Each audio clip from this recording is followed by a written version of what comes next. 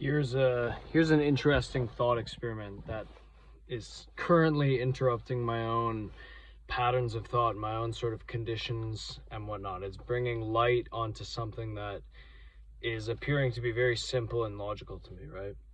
So if we start this train of thought, imagine if you wanted to learn a skill in the next 30 days.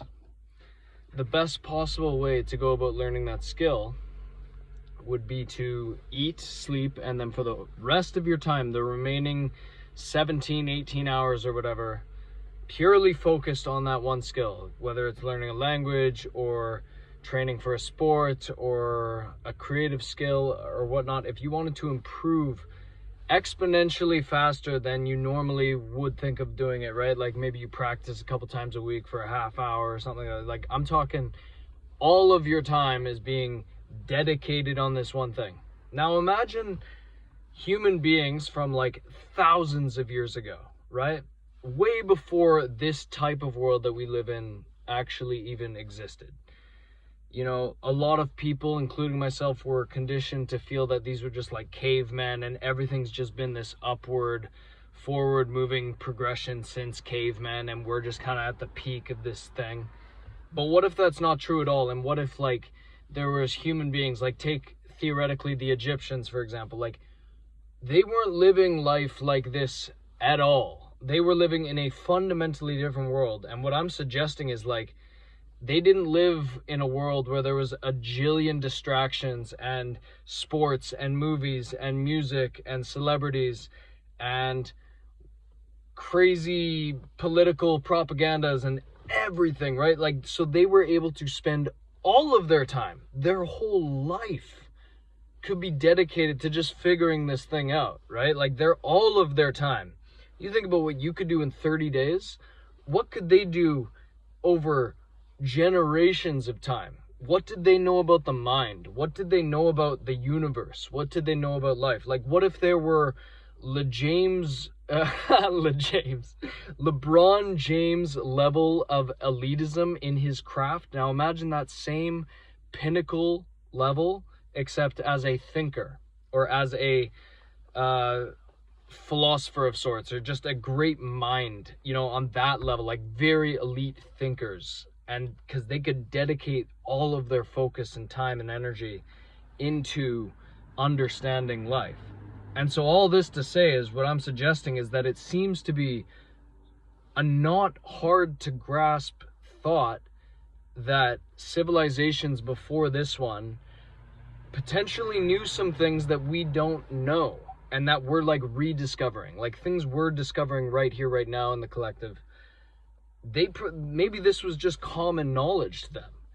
You know what I mean? Like, it's just like, it's funny to me in a cosmically hilarious way that how conditioned I've been to think, or just to not think about something like this at all. Like, I was trained from a young age that, you know, this is what our history was, and this is where you come from, and this is what happened 60 years ago. It's like, but what happened 6,000 years ago? Like, what were people doing back then?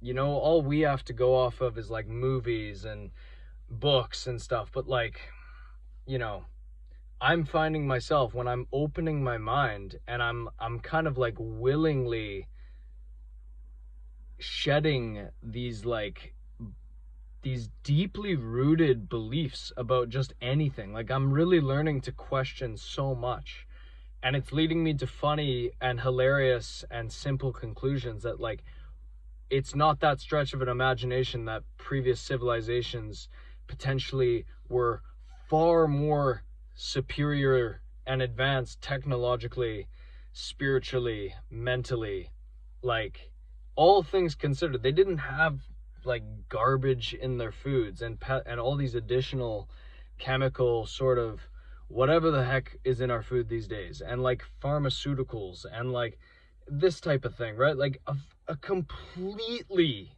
different way of life that none of us think about that much or at all even. So it's like It's just funny to me, man. It's so funny. But yeah, it makes me excited to be alive for this moment, where it's like, whoa, you know, I'm going through this strange internal psychedelic process, it feels like. And so it's like, whoa, you know, becoming more and more aware of the thoughts happening inside my head, like the noise that's up there all the time, and just like looking at it, I'm like, whoa, like, what's this all about? You know, who am I becoming? Who am I supposed to be? Who do I want to be? What would that person do?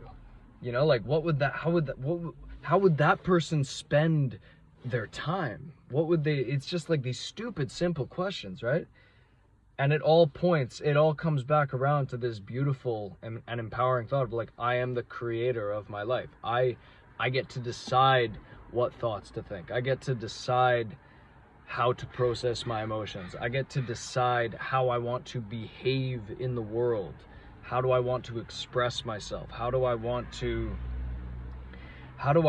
just get so familiar with this particular body that I've been given, in this particular makeup genetically, in this particular design and blueprint I have? Like, what can I do? And what would happen if I chose to spend all of my time dedicated to figuring out the things that interest this particular person and like mastering that?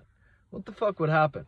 You know, this incredible, I feel like I've been in a constant identity shifting process for like 3 months, just in the churning pod, baby, in the churning pod, watching it go round and round and round.